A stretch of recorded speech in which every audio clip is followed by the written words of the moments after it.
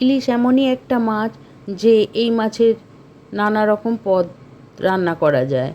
আমি ইলিশ মাছের মাথা দিয়ে আজকে কচুর শাক রান্না করব। প্রথমে ইলিশ মাছের মাথাগুলো নুন হলুদ মাখিয়ে রেখে দিয়েছি। এবার একটা কড়াইয়ে তেল গরম করে ইলিশ মাছের মাথাগুলো আমি ভালো করে ভেজে নেব। অন্যদিকে একটা প্রেসার কুকার বসিয়ে তার মধ্যে কচুর শাকগুলো দিয়ে দেব, আর তাতে পরিমাণ মতো নুন আর কিছুটা তেঁতুল দিয়ে ঢাকনা আটকে সিদ্ধ করতে দিয়ে দেব। এই তেঁতুলটা দিচ্ছি গলা যাতে না চুলকায় সেই জন্য। এদিকে কচুর শাকটা হয়ে গেছে, আমি ওটা জল ঝরাতে দিয়ে দিলাম। অন্যদিকে যে কড়াইটা আমি ইলিশ মাছের মাথাটা ভেজে রেখেছিলাম তার মধ্যে 5 ফোড়ন আর তেজপাতা শুকনো লঙ্কা ফোড়নে দিয়ে তার মধ্যে কিছুটা কুচনো আদা,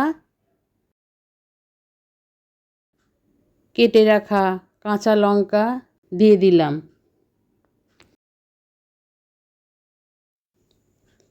এই লঙ্কা কুচানোটা দেওয়া হয়ে গেলে আমি একটু ভালো করে নাড়াচাড়া করে ভেজে নেব।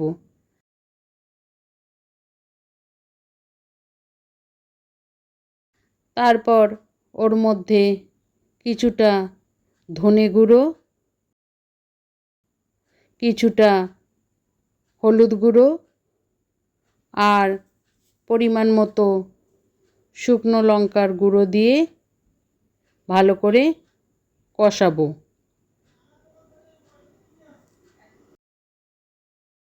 মশলাটা কষানো হয়ে গেলে তারপর আমি ওর মধ্যে আগের থেকে ভেজে রাখা মাছের মাথাগুলো ভেঙে ভেঙে দিয়ে আরও ভালো করে কষিয়ে নেব।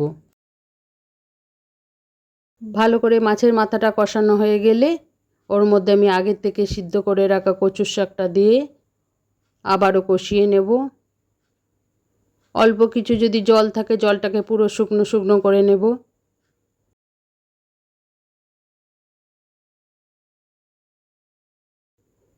অনেকটাই কষে এসেছে, এবার আমি ওর মধ্যে কিছুটা চিনি দিয়ে দেব। এই চিনিটা দিলে কচুর শাকের স্বাদটা অনেকটা বেড়ে যায়।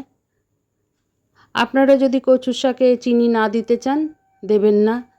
চিনিটা দিয়ে আরেকটু কষিয়ে নিয়ে আমি কচুর শাকটা প্রায় হয়েই এসেছে, আমি ওটা একটা পাত্রের মধ্যে ঢেলে নিচ্ছি। এটা এবার গরম ভাতেতে আমি সার্ভ করে দিচ্ছি। আপনারাও এইভাবে করে দেখবেন, কেমন হয় কমেন্ট বক্সে জানাবেন। আর আমার ভিডিওটা যদি ভালো লাগে একটা লাইক দিয়ে চ্যানেলটাকে সাবস্ক্রাইব করে দেবেন। আপনারা সবাই ভালো থাকবেন, সুস্থ থাকবেন। নমস্কার।